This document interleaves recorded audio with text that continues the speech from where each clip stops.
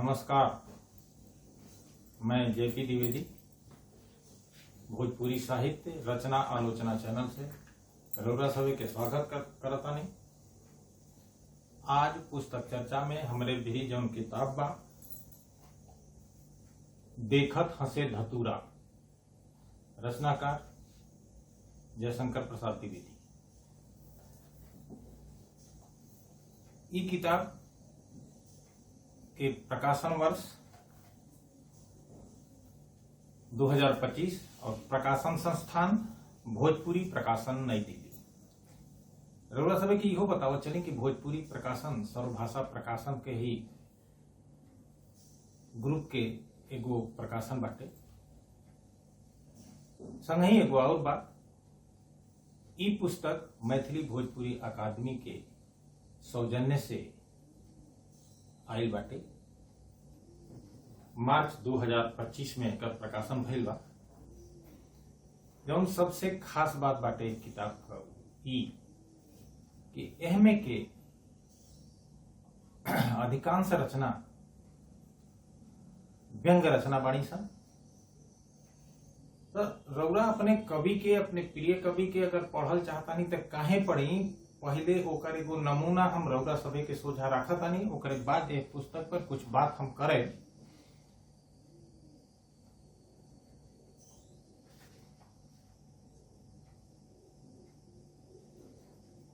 एगो कविता पहले कि राव प्रिय कवि का लिख रहल बा।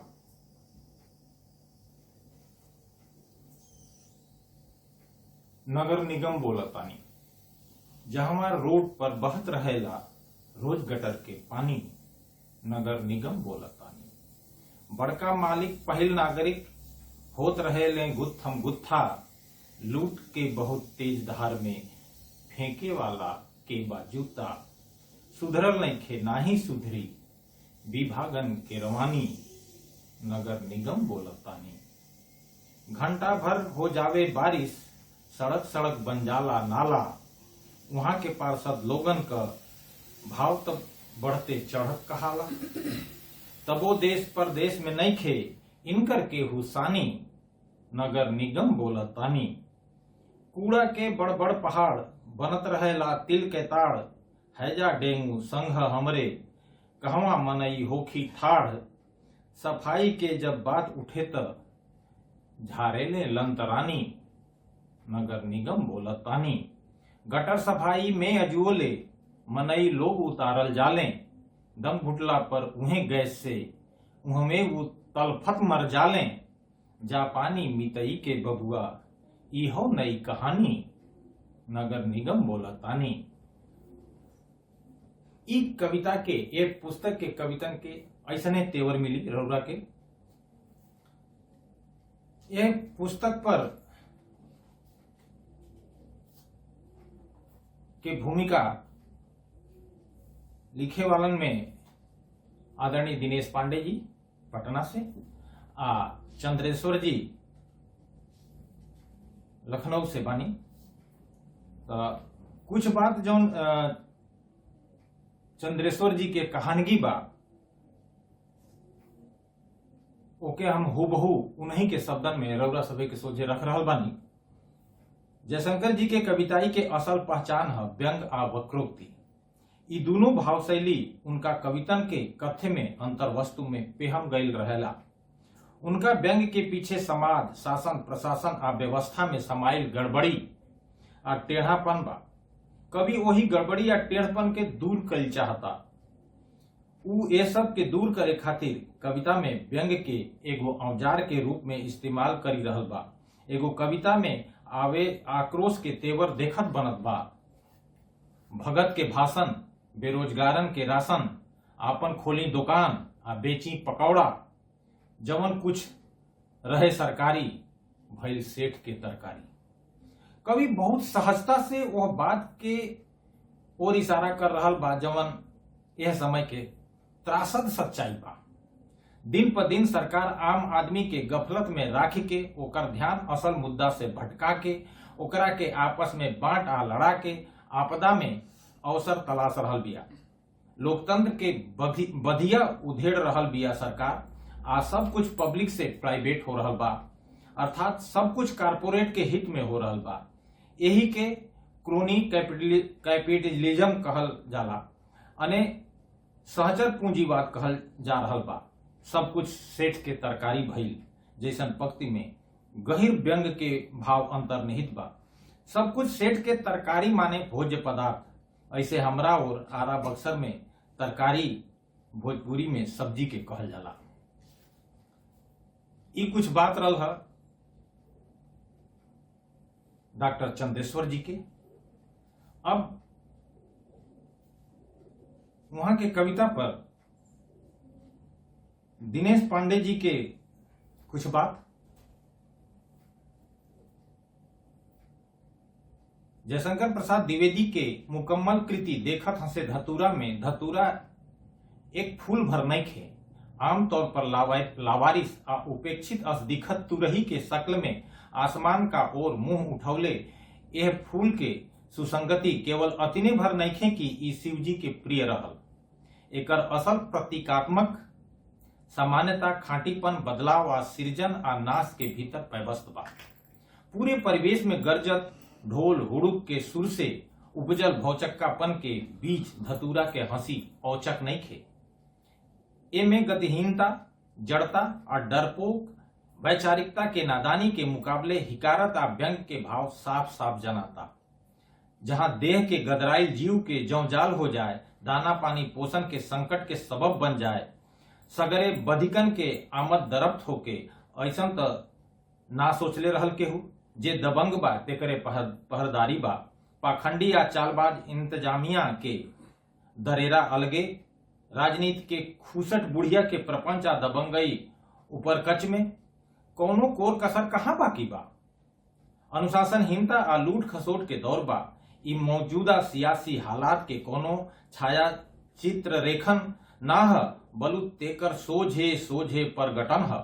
देखत हंसे धतूरा में खलिहे राजनीतिक जथारत के वस्तुपरक बयान के जरिए कविता के फर्ज के रस्म अदायगी मात्र नइखे, बलु सवाल पूछे के ताकत के एहसास तक के बात आगे बढ़ावल गईल बा।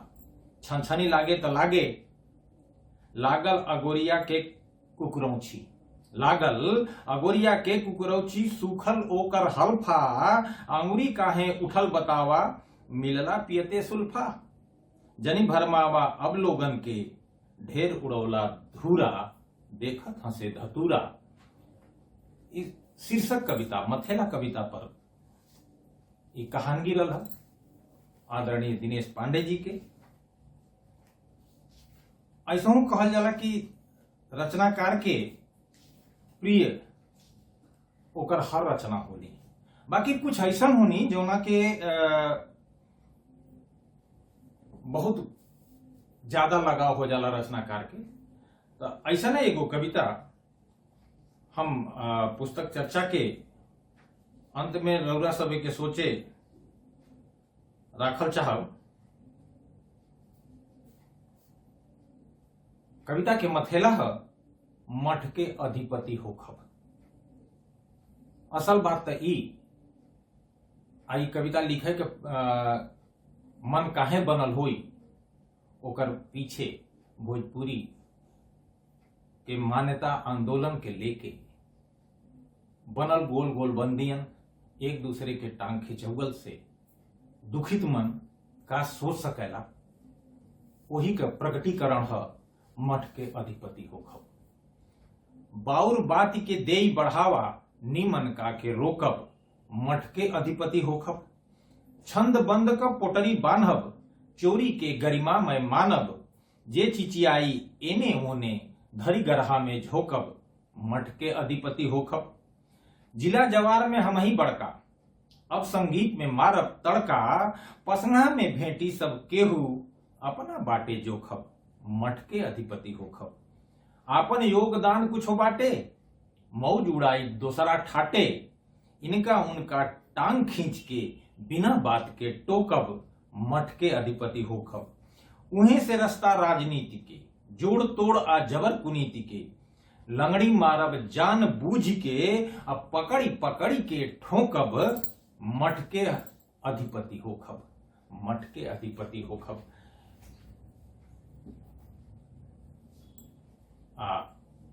अंत में हम चाहतानी कि एक पुस्तक के जो मथेला कविता बा ओकर पाठ करत तब चर्चा के हम विश्राम देही। देखत हंसे धतूरा, बजे ढोल जब बजे तमूरा, अब जनी बबुआ घूरा, देखत हंसे धतूरा। गतर गतर गतराइल चिरई कौने खोता जाई, आ कहवा कहवा दाना चुंगी कैसे और गोटाई, ठाट बहेलिया बाटे उहे हाथ में लिहले छुरा, देखत हंसे धतूरा। पहरा बैठल बा मरकट दे दरेरा, बिखियाइल बुढ़िया के बोली अब्बे खोइछा फेरा, कतने कोर कसर बाकी हो अब्बो वाटा जूरा, देखत हंसे धतूरा। बेअनुशासन राशन खैला सगरे चार आसानी, सबही देखले सुनले बाटे राउर अति मनमानी, सचहु में बिखियाइल बाड़ा ऐसा कैसे झूरा, देखत हंसे धतूरा। अंतिम बंद। लगल अगोरिया के कुकुरौछी, सूखल ओकर हल्फा, अंगुरी काहे उठल बतावा, मिलला पियते सुल्फा, जनी भरमावा अब लोगन के ढेर उड़ौला धूरा, देखत हंसे धतूरा। एकरा संगही हम आज अपने पुस्तक चर्चा के विराम दे रहल बानी। रउरा सब से निहोरा करब कि चैनल के रउरा सब देखत रही, शेयर करी, जौना से अधिक लोगन तक भोजपुरी के पुस्तकन के चर्चा पहुंचे। जय भोजपुरी।